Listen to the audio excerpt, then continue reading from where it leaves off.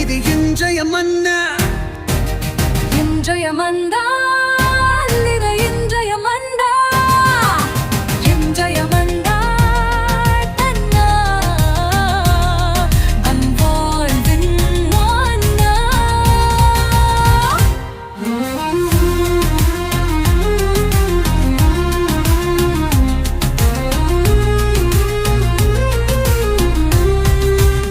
இயேசு கிறிஸ்துவுக்கு பிரியமான அன்பு இறை உறவுகளே, நண்பர்களே, உங்கள் ஒவ்வொருவரையுமே சிறப்பாக இந்த புதிய நாளில் சந்திப்பதிலே மிகுந்த மகிழ்ச்சி.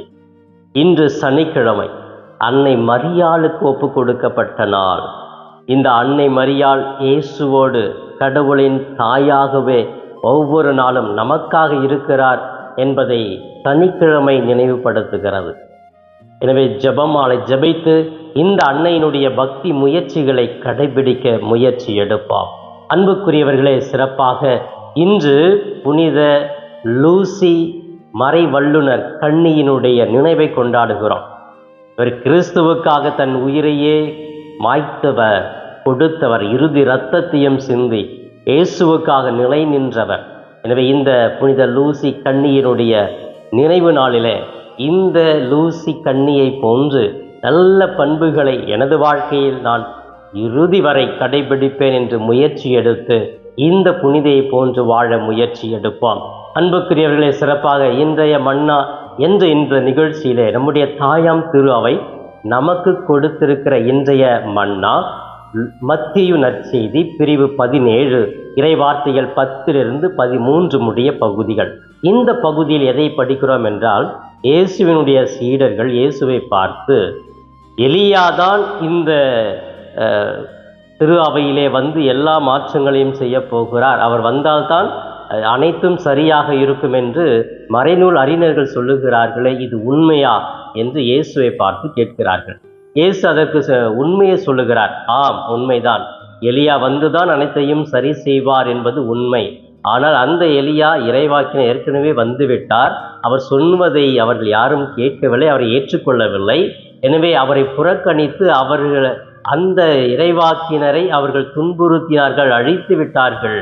அதை போன்று இதோ இந்த மாநிலமாக நானும் வந்திருக்கிறேன், என்னையும் துன்புறுத்துவார்கள், என்னுடைய வார்த்தையை கேட்க மாட்டார்கள் என்று அங்கே சொல்லுகிறார். அப்பொழுது அந்த திருத்தூதர்கள், அந்த இயேசுனுடைய சீடர்கள் புரிந்து கொள்கிறார்கள், இவர் திருமுழுக்கு யோவானை பற்றி தான் பேசுகிறார் என்று புரிந்து கொள்ளுகிறார்கள் என்று நற்செய்தி சொல்லுகிறது. அன்புக்குரியவர்களே, இந்த நற்செய்தி நமக்கு கொடுக்கிற கருத்து, சிந்திக்கக்கூடிய தியானம் என்ன என்றால், புறக்கணிப்பிலும் இயேசு காட்டுகிற அன்பு. இயேசுவை புறக்கணிக்கிறார்கள், அந்த புறக்கணிப்பில் கூட அன்பை எல்லாருக்குமே பகிர்ந்து கொள்வது தான் இயேசுவினுடைய பணியாக இருந்ததை ஒரு மைய கருத்தாகவே வைத்திருக்கிறார். அப்போ திருமுழுக்கு யோவான் கூட புறக்கணிக்கப்பட்டார். அவர் அந்த மக்களை அன்பு செய்து வாங்க, மனமாறுங்க அப்படின்னு சொல்லிட்டு அன்பாக அழைக்கிறார். அந்த அன்பினுடைய உச்சக்கட்டம் தான் அவர் கத்தி கத்தி எல்லாரையுமே அழைக்கிறார், மனமாறுங்க. அப்போ அந்த புறக்கணிச்சாங்க, அவரை பற்றி அவதூறு பேசுகிறாங்க, சிறையில் அடித்தாங்க. இருந்தாலும் அவருடைய பணியை கடவுள் கொடுத்து அந்த திட்டத்தை நிறைவாக செய்து கொண்டே இருந்தார் இல்லையா, அதுதான் மிக சிறந்தது. எனவே புறக்கணிப்பு என்பது எல்லாருக்குமே ஒன்றுங்க. கடவுளுக்கே புறக்கணிப்பு இருந்துச்சு, கடவுளையே சிலுவையில் அறைஞ்சாங்கன்னா நம்ம சாதாரண ஒரு மனிதர்கள் கடவுளுடைய பிள்ளையாக வாழ முயற்சி எடுப்பவர்கள் தான்.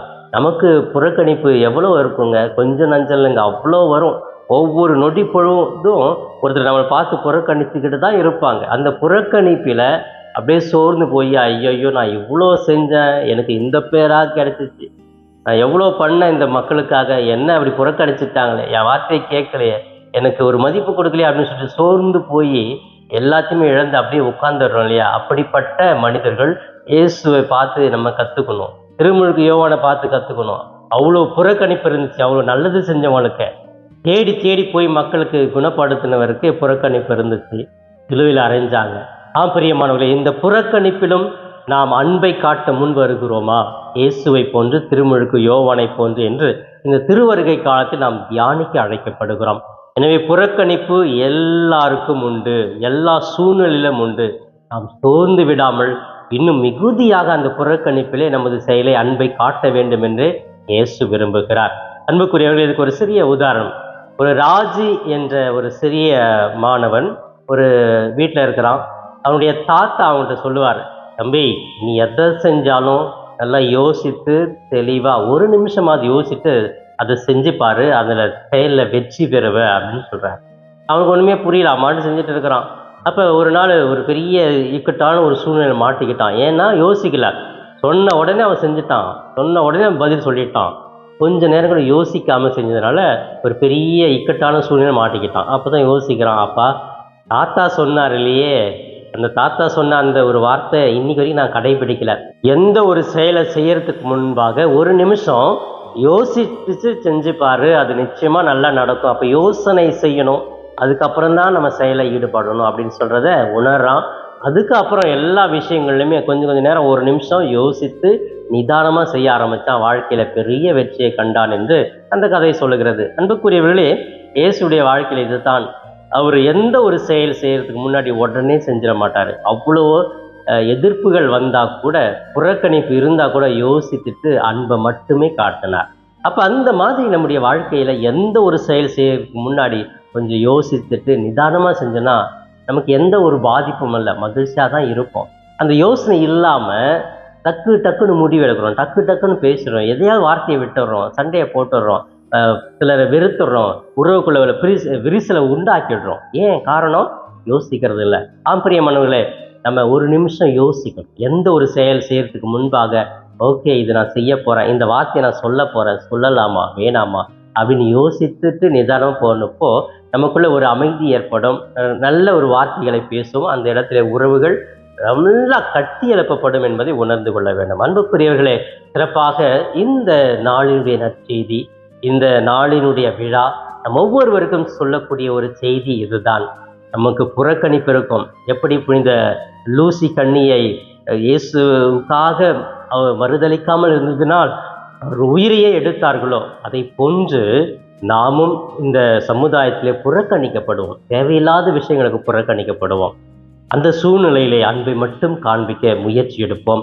இந்த திருவருகை காலத்தில் ஜெபிப்போம். ஆண்டவரே, எனக்கு புறக்கணிப்பு வருகிற பொழுது நான் அவர்களை எதிர்க்காமல் ஒரு நிமிடம் யோசித்து நல்ல முடிவுகளை எடுக்க, நல்ல அன்பு செயல்களை செய்ய எனக்கு ஆற்றல் கொடும் என்று சிறப்பாக ஜெபித்து இறை வார்த்தையின்படி வாழ முயற்சி எடுப்போம். இப்பொழுது கண்களை மூடி ஜெபிக்கலாமே. எங்களை நேசிக்கும் எங்கள் தாயும் தந்தையுமான இறைவா, உம்மை போற்றுகிறோம், வாழ்த்துகிறோம், ஆராதிக்கிறோம், நன்றி கூறுகிறோம். அன்பு தெய்வமே, இதோ சிறப்பாக சனிக்கிழமை உம்முடைய தாய், எங்களின் தாய், கடவுளின் தாயை நாங்கள் மகிமைப்படுத்துகிறோம். அவர் எங்களுக்கு விட்டு சென்றது ஜெபமாலை ஜெபித்து உலக அமைதிக்காக, பாவத்திலிருந்து மக்கள் மீண்டு வர நாங்கள் ஜெபித்து கொண்டே இருக்கிறோம். அன்னை மரியே, எங்கள் அன்பு தாயே, வேளாங்கண்ணி மாதாவை, ஆரோக்கிய மாதாவை, பூண்டி மாதாவை, லூர்து மாதாவை, பல்வேறு இடங்களில் காட்சி கொடுத்து மக்களை அன்பு செய்யக்கூடிய, புறக்கணிப்பிலும் மக்களை ஏற்றுக்கொள்ளக்கூடிய ஒரு தாயாக இருக்கிறீரே, இதற்காக நன்றி கூறுகிறோம் அம்மா.